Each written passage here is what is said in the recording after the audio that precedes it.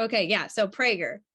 Um, yeah. So he talked about how, he doesn't ask God for anything.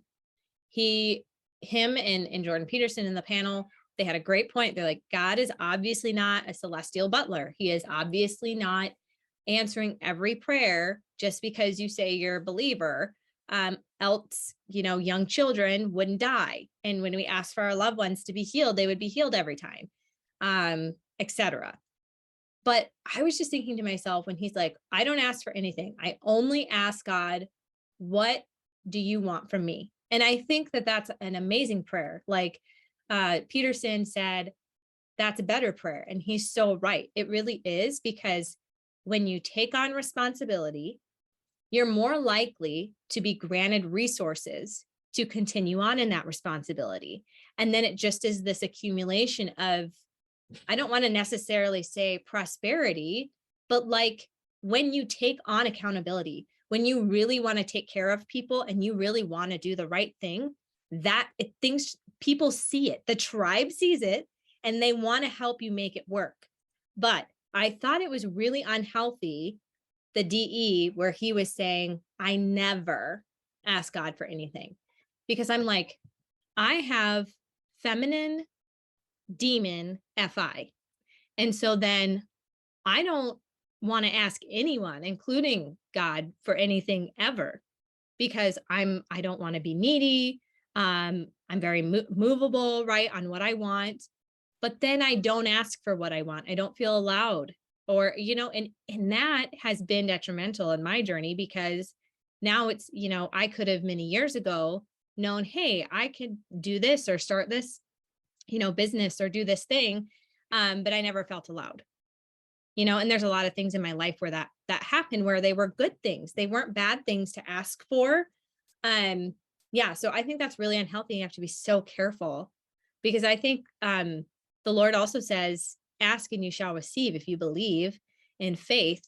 And a lot of that has to do contextually, because I'm going to say this 1,000 times, context is king, but it does have to do with like furthering God's kingdom. But if God made me with gifts, and he did, and he made everyone with gifts, then I should be able to say, hey, God, these are the gifts that I want to use. What do you think? Like I should be able to do that without feeling guilty that I'm asking God for something. Sorry, that was kind of long. Oh, so much. Where do I start? I think three things came up for me as you were speaking. The first is, well, that sounds a lot like that Prager could be a TE dom, like just that way. Like maybe there's like a tendency to not wanting to communicate once.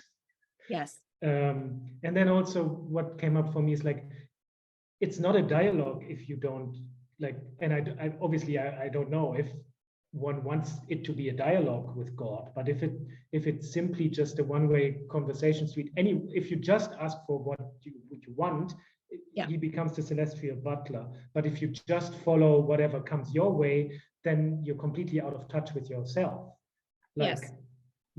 And then there's also the third point is, you have to, like, when you actually ask for something, you realize things about your wanting that you wouldn't even know about if you hadn't asked.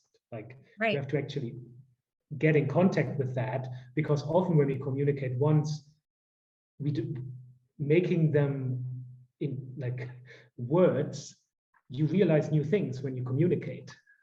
Right.